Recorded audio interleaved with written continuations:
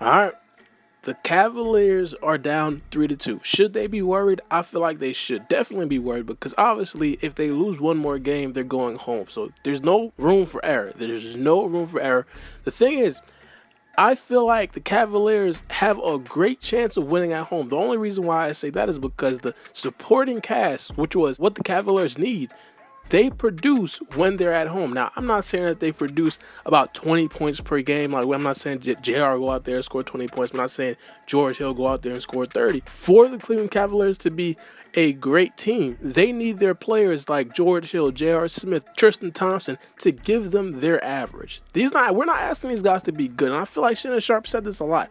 They're not asking them to be good. They're just asking them to be average, and then the Cleveland Cavaliers have a chance to win. In Game 5, their supporting cast was terrible. Shoot, and if you don't believe me, let me read off the stats for you. Tristan Thompson was 0 for 3 from the field. J.R. Smith was 1 for 6 from the field. George Hill was 1 for 5 from the field. Jordan Clarkson was 3 for 10 from the field. Even Kyle Korver, which was the main guy who was always consistent throughout the series, he struggled. He was about 2 for 6. This is the problem with the Cleveland Cavaliers. LeBron James had 6 turnovers last night. We understand that. I know that.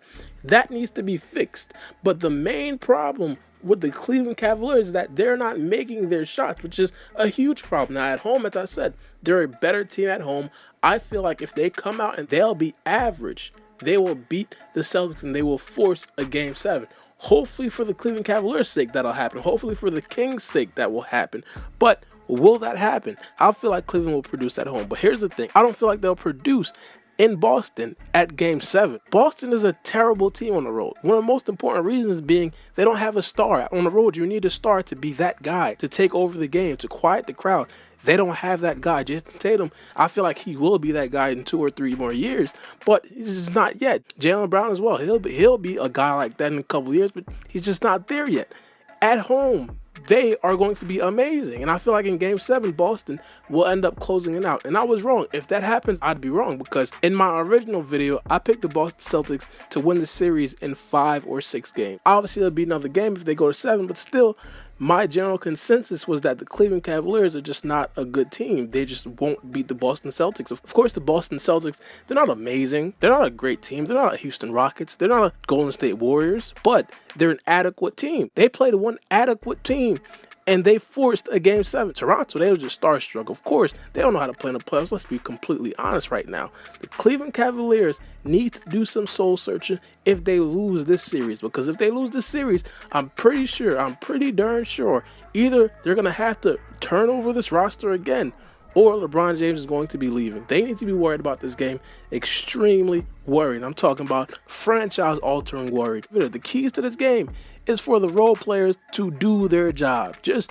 do your job. And I'm talking about offensively because this team can't play defense for anything. I know LeBron James is part of that problem because LeBron James has been playing the worst defense of his life in these playoffs. He did pick it up in Game 4. Game 5, he was decent as well.